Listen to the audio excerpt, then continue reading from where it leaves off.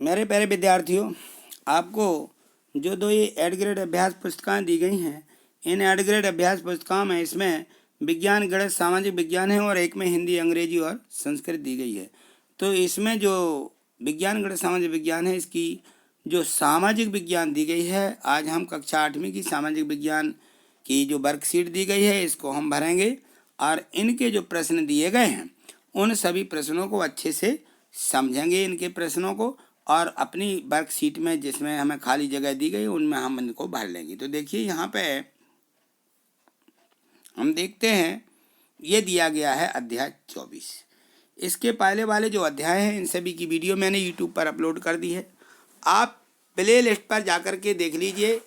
Play list पे आपको सभी पाठों की, सभी अध्यायों की वीडियो और सभी विषयों की वीडियो मिल जाएगी। मैंने इनको प्ले लिस्ट बना के डाल दी है। मैंने बता भी दिया कि किस प्रकार से प्ले लिस्ट देखी जाती है। ठीक, तो आज हम देखते हैं इसके अध्याय 24 के ऑस्ट्रेलिया महाद्वीप का भौगोलिक स्वरूप। तो यहाँ देखिए जो प्रश्न दिया गया है, इस प्रश्न को पढ़िए। इसमें दिया है कि प्रश्न नंबर 1, ऑस्ट्रेलिया महाद्वीप का अक्षांशीय और देशांतरीय विस्तार लिखिए। तो जो ऑस्ट्रेलिया है यहाँ का अक्षांशीय विस्तार है 10 डिग्री दक्षिण अक्षांश से 39 डिग्री दक्षिणी अक्षांश तथा देशांतरीय विस्तार 113 डिग्री पूर्वी देशांतर से 153 डिग्री जो है पूर्वी देशांतर के मध्य है या फैला हुआ है। इस प्रकार से इसका विस्तार है। अगला प्रश्न देखिए। प्रश्न 2 दिया गया है कि ऑस्ट्रेलिया महाद्वीप के चारों ओर फैले जो सागर हैं उन सागरों और महासागरों के नाम लिखिए। ऑस्ट्रेलिया के चारों तरफ महासागर फैला हुआ है।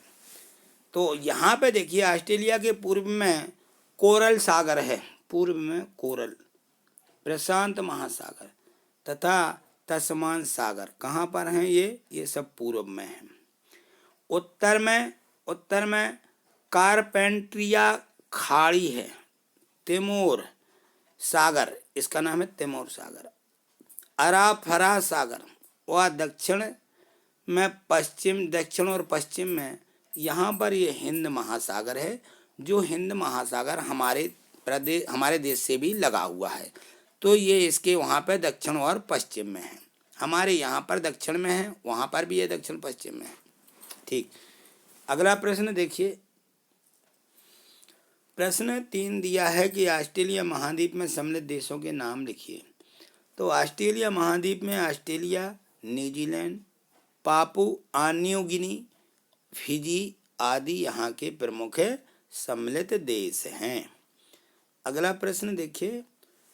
प्रश्न क्रमांक 4 दिया है कि अंतःस्थलीय अपवाह क्षेत्र किसे कहते हैं? अंतःस्थलीय अपवाह, जब नदियाँ किसी सागर या महासागर में ना मिल करके अंदर ही आंतरिक भागों में समा जाती हैं, वह अंतःस्थलीय अपवाह तंत्र कहलाती है। सहायक नदियाँ इस प्रकार का अपवाह क्षेत्र बनाती हैं। यदि सहायक नदियाँ होती हैं तो वो पता ही नहीं चलता कि कहाँ से कहाँ तक गई और कहाँ समा गई हैं। इस प्रकार से अंतःस्थलीय अपवाह क्षेत्र कहलाता है वह क्षेत्र। अगला प्रश्न देखिए। प्रश्न 5 दिया है कि मर्रे एवं डार्लिंग नदियाँ पशुपालन विकास में किस प्रकार सहायक हैं? तो ये नदियाँ देखिए, मर्रे एवं डार्लिंग नदियाँ ऑस्ट्रेलिया की प्रमुख नदियाँ हैं। इन नदियों के कारण पाताल तोड़ कुओं से जल प्राप्त होता है, जिसके कारण ऑस्ट्रेलिया में पशुपालन का विकास बहुत अधिक हुआ है इसी के कारण। ठीक, अगला प्रश्न देखिए। प्रश्न 6 दिया है कि ऑस्ट्रेलिया की पूर्वी उच्च भूमि यानी ग्रेट डिवाइडिंग रेंज, इसको संक्षेप में वर्णन कीजिए। तो देख लीजिए, छोटा सा वर्णन है 3 लाइनों का।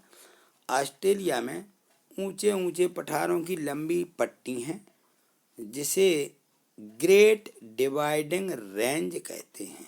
ग्रेट डिवाइडिंग रेंज, यह पर्वत श्रेणियां दक्षिण में ज़्यादा और सक्रिय ऊंची होती हैं।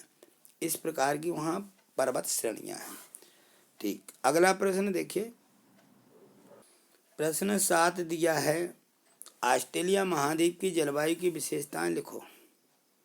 यहाँ की जलवायु देखिए अब ऑस्ट्रेलिया की। ऑस्ट्रेलिया की जलवायु एक समान नहीं है। ऑस्ट्रेलिया के बड़े आकार के होने के कारण ऑस्ट्रेलिया के विभिन्न हिस्सों में विभिन्न प्रकार की जलवायु देखने को मिलती है। वो वहाँ का तापमान दक्षिणी ऑस्ट्रेलिया के बर्फीले पहाड़ों में 0 से लेकर के महाद्वीप के उत्तर दक्षिण में और जो किम्बरली है उस क्षेत्र में अत्यधिक ऊंचाई तक, हाँ, ये वहाँ की ऊंचाई जो है बहुत अधिक होती है।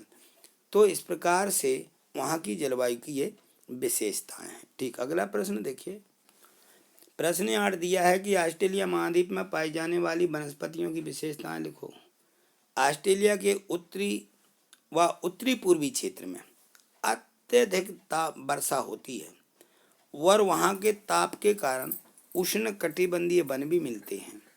इनमें दावेदार, ताड़, बांस, बाबूतल वृक्ष ये यहाँ के मुख्य हैं। ठीक, अगला प्रश्न देखिए।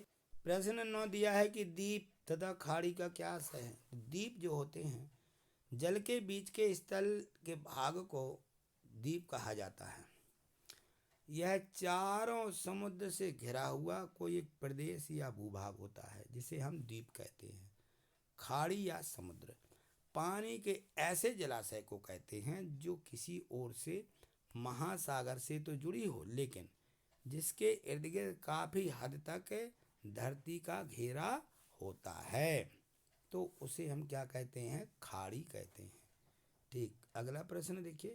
प्रश्न 10 दिया है कि नीचे दिए गए ऑस्ट्रेलिया महाद्वीप के रेखा मानचित्र में इनको दर्शाइए कि ये जो कहाँ कहाँ है। कोरल सागर, तास्मानिया द्वीप, मर्रे डार्लिंग नदी, कारपेंट्रिया खाड़ी और कालगुर्गी और कुलगाड़ी, आयर झील, मकर रेखा, सिडनी और ग्रेट सैंडी का मरुस्थल, ग्रेट बैरियर रीफ, ये कहाँ पर है। तो देखिए जो इसका मानचित्र दिया गया है, इस मानचित्र में आपको सभी को लिख लेना है। मैंने इनके पॉइंट बना दिए हैं। देखिए यहाँ पे ये जो ऑस्ट्रेलिया का चित्र है, इस ऑस्ट्रेलिया के चित्र में नंबर 1 में कोरल सागर, तो कोरल सागर देखिए मैंने ये यहाँ पे नंबर 1 लिख दिया। अब हमें देखना है कि नंबर 2 में क्या है।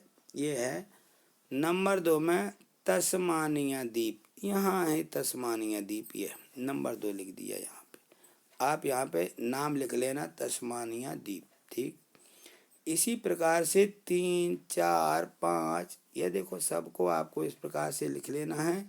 तो ये क्रमशः इनकी संख्या यहाँ पे दी गई। ये 4 है, ये 5 है, ये 6 है, 6 के बाद 7, 8, ये 9, तो और ये यहाँ पे ये 10 दिया गया है। तो इनकी सभी की संख्या हमने यहाँ पे लिख दी है। आपको इनके नाम इनकी जगह पर लिख देना है मात्र। ठीक, अगला प्रश्न नहीं, प्रश्न इसमें 10 ही प्रश्न दिए गए थे, तो इन्हीं 10 ही प्रश्नों के हमने उत्तरों को समझ लिया है। और यदि आपको ये सब समझ में आए हैं तो पूरे इसको लाइक और शेयर करिए जिससे अधिक से अधिक बच्चों को इसका लाभ मिल सके। और यदि आपने चैनल को सब्सक्राइब नहीं किया है तो चैनल को सब्सक्राइब करके निश्चित ही रखिएगा जिससे आगे आने वाली वीडियो आपको सबसे पहले मिल सके। थैंक यू, धन्यवाद।